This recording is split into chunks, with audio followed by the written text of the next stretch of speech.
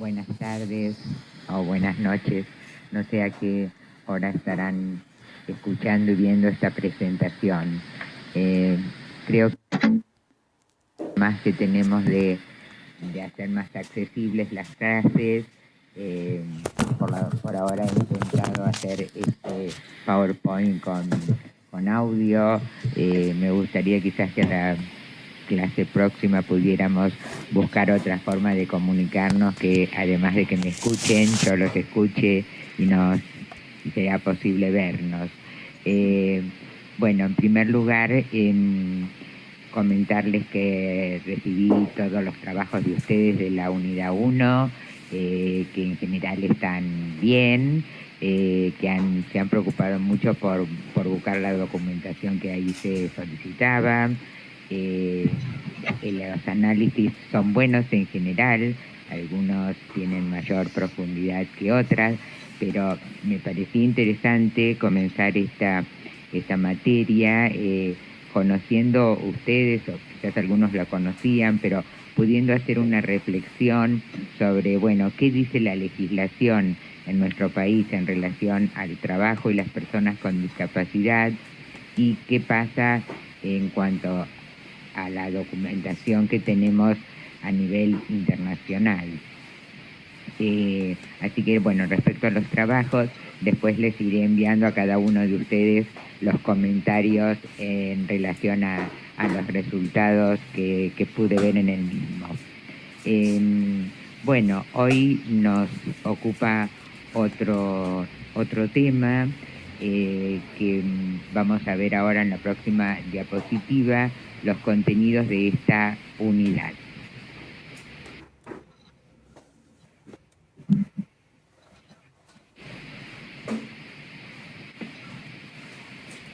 Bueno, en relación al trabajo, a los trabajos que ustedes hicieron, hay una gran mayoría, yo me animaría a decir casi el 100%, que de una u otra manera está presente como conclusión que la educación, la formación que reciben con las personas con discapacidad es uno de los factores que mayor incide en su posibilidad de acceder al trabajo. Y realmente esto es un concepto que comparto plenamente, que en mis más de 25 años de trabajar en temas de inclusión laboral, habrán visto en mi currículum que yo trabajo en la Fundación Discar desde los inicios del programa de formación e inclusión laboral. En este caso es para personas con discapacidad intelectual, pero realmente por mis años de trabajar en el tema, de estudio, de compartir espacios de aprendizaje, es algo que hay una amplia coincidencia en todos los ámbitos en afirmar esto, que depende del nivel de formación y de educación que la persona tenga con discapacidad, tendrá mayor o menor posibilidades de acceso al trabajo. Y este es justamente el tema que hoy nos convoca. O sea, la unidad 2, aquí están los contenidos que figuraban en el programa, tienen que ver con cómo vamos a formar a la persona con discapacidad intelectual. En este caso será con discapacidad visual, con baja visión, pero creo que con los matices propios que tiene cada tipo de discapacidad, hay algunos conceptos que son generales, que son comunes a todos y que en la realidad de nuestro país serían comunes también al tipo de educación o formación que estas personas reciban.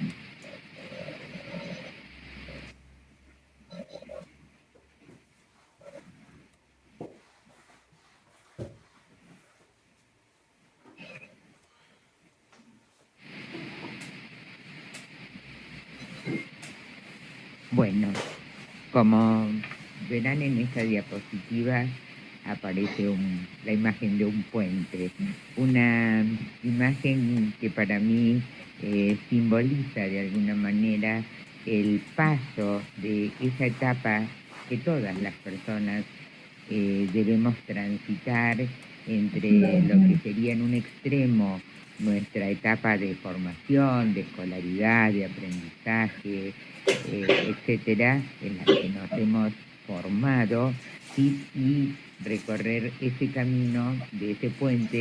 En el otro extremo estaría nuestra vida futura, y en este proyecto de vida estaría el proyecto de acceder a un trabajo. Y acá me permito leerles textualmente y compartir con ustedes un texto de una joven llamada Senada Halisevic. No sé si es correcta su pronunciación, cómo he pronunciado el apellido.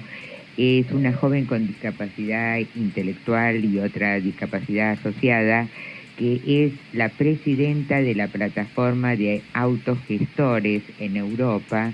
Ustedes saben, muchos de ustedes sabrán que el movimiento de autogestores en otros países de Europa o de otros lugares ha tenido mucha incidencia en los cambios que se están implementando en las políticas públicas en relación a las personas con discapacidad. Esta joven tuvo una participación en una convención que hubo de Naciones Unidas, con un discurso realmente sumamente interesante, que nos hace reflexionar a todos quienes trabajamos por y para las personas con discapacidad. Solo traje un texto pequeño que tiene relación con esta unidad de la formación, la educación y la salida al mundo del trabajo. Ella dice: la educación y el empleo son cruciales para vivir en forma independiente.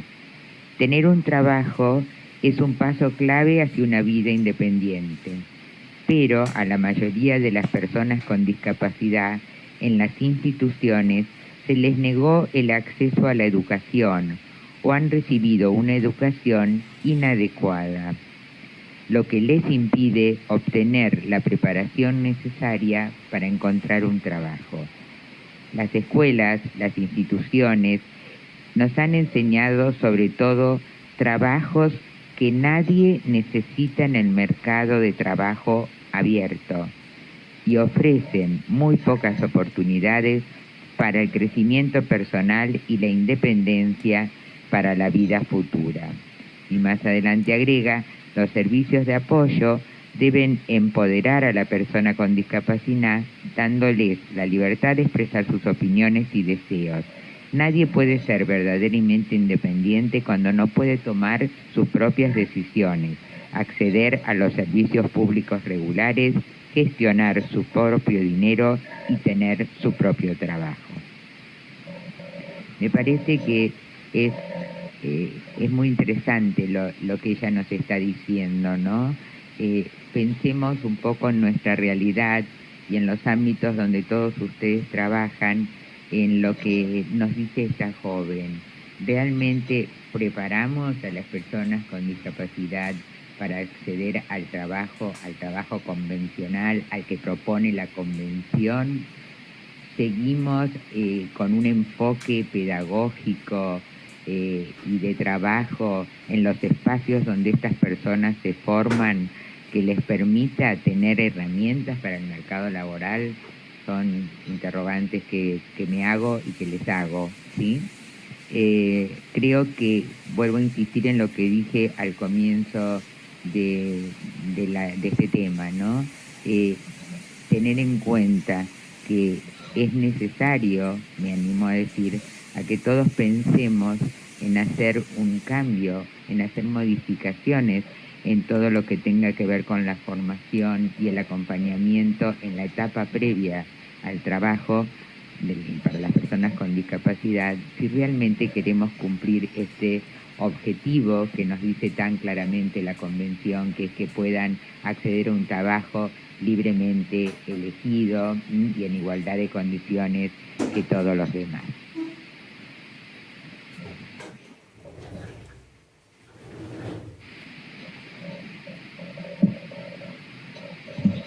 Bueno, para continuar en esta diapositiva ustedes verán que hay un texto que no es mío, que es de la Asociación Amica de España en una publicación que se llama Descubriendo Capacidades y que realmente quiero compartirlo con ustedes porque de alguna manera es como el fundamento desde dónde partir para pensar en la orientación vocacional y laboral de las personas con discapacidad.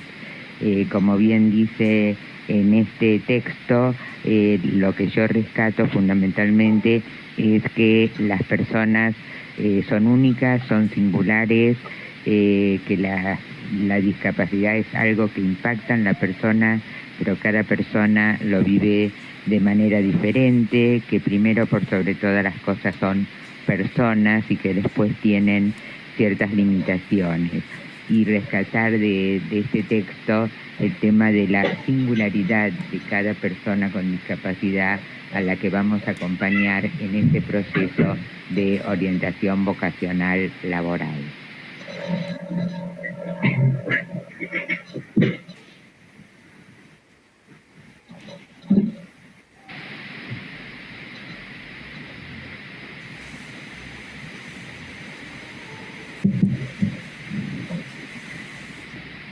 Bueno, todos hemos vivido esta etapa de la adolescencia y ese transitar hacia la vida adulta, intentando dar respuesta a dos grandes interrogantes, ¿no?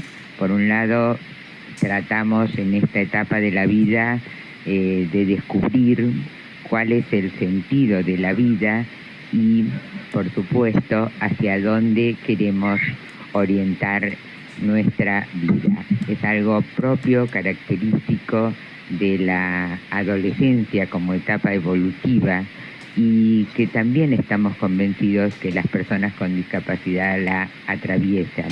Quizás en edades más diferentes a las personas convencionales, pero debemos realmente tener presente para trabajar con ellas y ayudarlas a que puedan descubrir el sentido de su vida y hacia dónde quieren ellas orientarlos.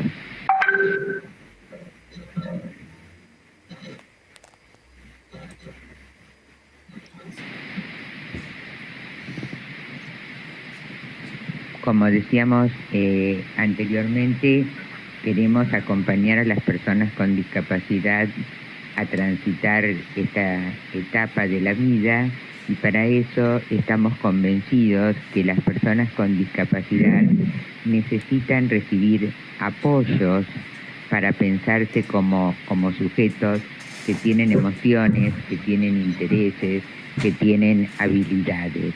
Y será nuestro rol profesional, no importa el ámbito donde trabajemos con ellas, pero ayudarlos, acompañarlos en la construcción de su propio proyecto de vida.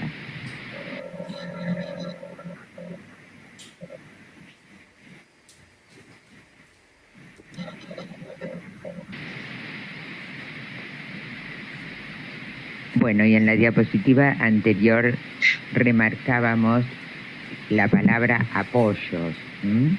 Este concepto está tomado del modelo ecológico, que ya inclusive yo lo había mencionado en la clase anterior, y donde el doctor Verdugo Alonso señala que el modelo socioecológico de la discapacidad, si bien él lo centra en la discapacidad intelectual, creemos que es válido para todos, el concepto de apoyos hoy se usa para todas las discapacidades, que se centra en el rol, ese modelo socioecológico se centra en el rol que los apoyos individualizados pueden desempeñar en la mejora del funcionamiento individual. O sea, un concepto fundamental para el trabajo con las personas con discapacidad.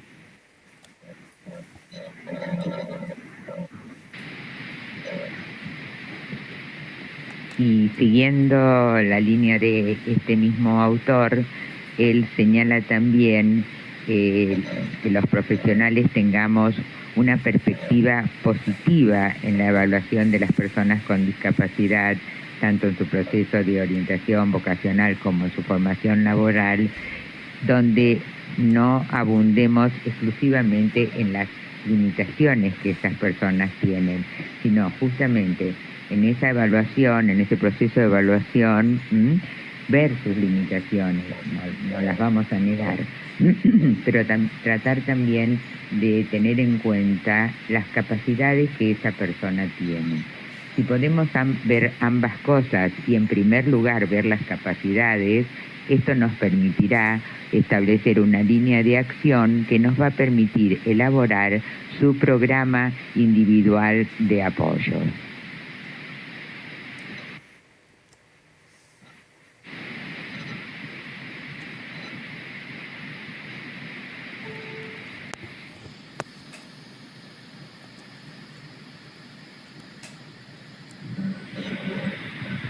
Y todas aquellas intervenciones que vamos a hacer, por supuesto que van a estar centradas en mejorar la calidad de vida de las personas con quienes estamos trabajando. Tomo acá el concepto de calidad de vida de Sherlock, que plantea que el concepto de calidad de vida es un concepto multidimensional formado por varias dimensiones, como lograr en la persona el bienestar emocional, el bienestar físico, el bienestar material, las relaciones interpersonales, el desarrollo personal, la autodeterminación, la inclusión social y derechos. Es decir, todos aquellos proyectos, planes de trabajo, en este caso centrados en la formación y el posterior acceso al trabajo de las personas con discapacidad, deben de estar como sustentados o no dejar de lado o no perder de vista este concepto de calidad de vida del que habla el doctor Sherlock.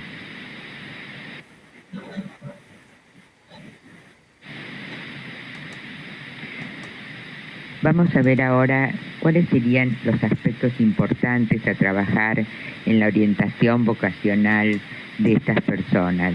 Y cuando me refiero a la orientación vocacional, no estoy pensando solamente en el ámbito de la clínica, es decir, en un proceso de orientación vocacional que yo puedo hacer a una persona con discapacidad en el ámbito del consultorio, sino que me parece que esta cuestión de acompañarlo en su proceso de búsqueda de vocación, podemos hacerlo no solo en el ámbito de la clínica y en un proceso específico, sino en todos los ámbitos donde se trabaja con esta persona, instituciones educativas, centros, etcétera, donde de alguna manera a lo largo del proceso que se haga en cada ámbito se tenga en cuenta favorecer y trabajar con ellos estos conceptos que acá se mencionan y que a continuación los voy a ir desarrollando.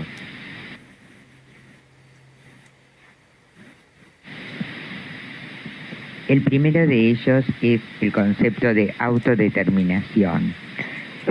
¿Qué es la autodeterminación? Es la combinación de habilidades, conocimientos, creencias que nos permiten a las personas lograr una conducta autónoma, autorregulada y que nos permita dirigirnos a una meta. ¿Qué podemos trabajar o qué debemos ir evaluando a lo largo de este proceso? Lo que debemos hacer, por ejemplo, es aumentar la capacidad de autodeterminación para que estas personas puedan tener el verdadero control de sus vidas.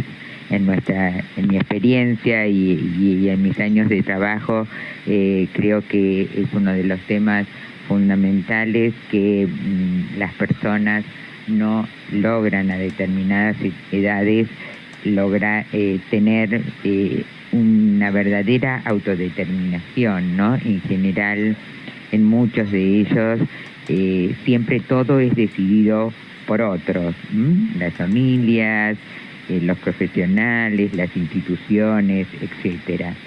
También trabajar el asumir los desafíos y responsabilidades que implica el ser adulto. Nadie puede ingresar a un trabajo si no tiene un cierto mínimo de actividades y de actitudes que impliquen el ser una persona con una conducta adulta. tratar de trabajar con ellos, de mejorar sus habilidades, pero ¿dónde? A través de la experiencia en el mundo real. Muchas veces las actividades y las propuestas y demás tienen que ver con un como sí, ¿no? Lo hacemos adentro de un ámbito en lugar de que esa experiencia de aprendizaje, de toma de decisiones y demás se haga en el mundo real, ¿no es cierto? Permitirles también a estas personas y ayudarlos a que puedan enfrentarse con situaciones de riesgo donde tengan que tomar decisiones. Están muchas veces muy sobreprotegidos, con lo cual no pueden enfrentar estas situaciones.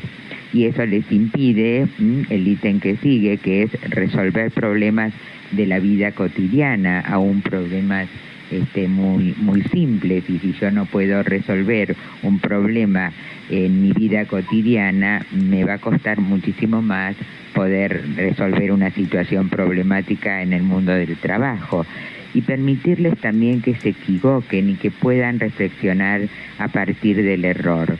Si uno trabaja estas y seguramente otras propuestas, favoreceremos en ello esto tan importante y de lo cual hoy hablamos y escuchamos y leemos en toda la bibliografía, que es el concepto de ser más autodeterminados.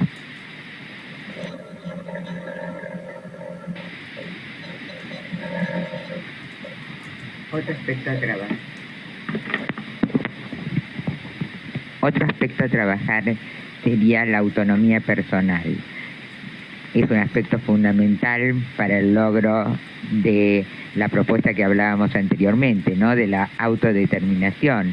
Es la capacidad que tenemos para desarrollar una vida lo más independiente posible, en este caso, en los entornos de la comunidad donde viven estas personas. O sea, trabajar con ellos la autonomía, favoreciendo que adquieran una autonomía de manera responsable, y para esto brindarles todos los apoyos que necesiten. Y es un aspecto fundamental a trabajar desde cuando estas personas son muy pequeños.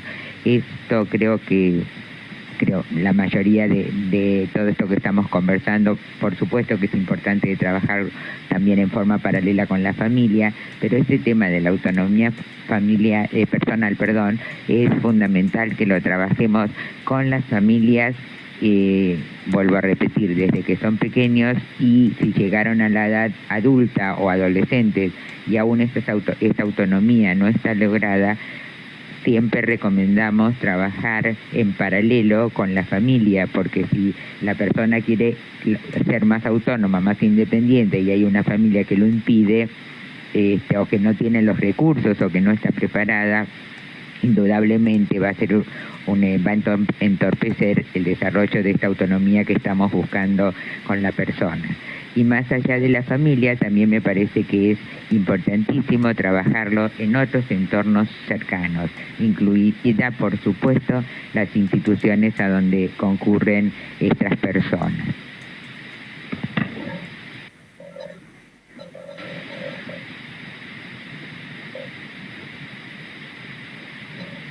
Aquí mencionamos el trabajar en la accesibilidad a diferentes contextos.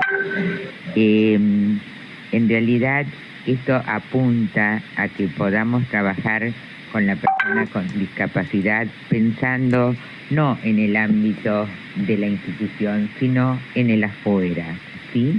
Estos dos conceptos que están en esta diapositiva, yo los tomo de una bibliografía donde se habla de que se recomienda que dejemos de pensar en programas específicos para las personas con discapacidad. ¿Esto qué significa? Tratemos de que la persona con discapacidad se forme en esta etapa de la vida en ámbitos convencionales, que pueda acceder a cursos, a formaciones donde estén incluidos, por supuesto con su profesor de apoyo, pero hacer que accedan a la formación en los entornos donde acceden otros jóvenes que no tienen discapacidad. Y esto implicaría, en vez de pensar en programas dentro de las instituciones, en que podamos en las instituciones planificar servicios de apoyo para que estas personas puedan, como decía antes, acceder a ámbitos de formación en el marco de su comunidad.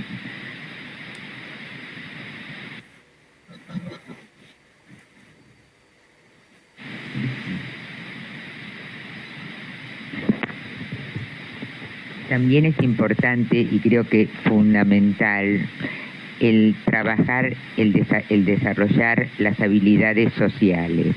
En mis años de experiencia en el programa de empleo con apoyo en las empresas, les diría que el más alto porcentaje de necesidades de apoyos o de dificultades que los entornos laborales nos plantean en relación a la persona que tienen incluida no tienen que ver con el hacer, con la tarea, con cumplir consignas, sino que justamente tiene que ver con este ítem, el de las habilidades sociales.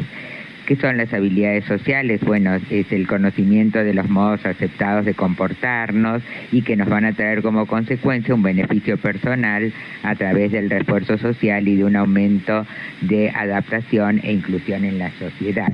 Esa sería una definición de lo que son habilidades sociales, ¿no? Entonces, trabajar con estas personas para que logren establecer adecuadas relaciones interpersonales y un buen desempeño social.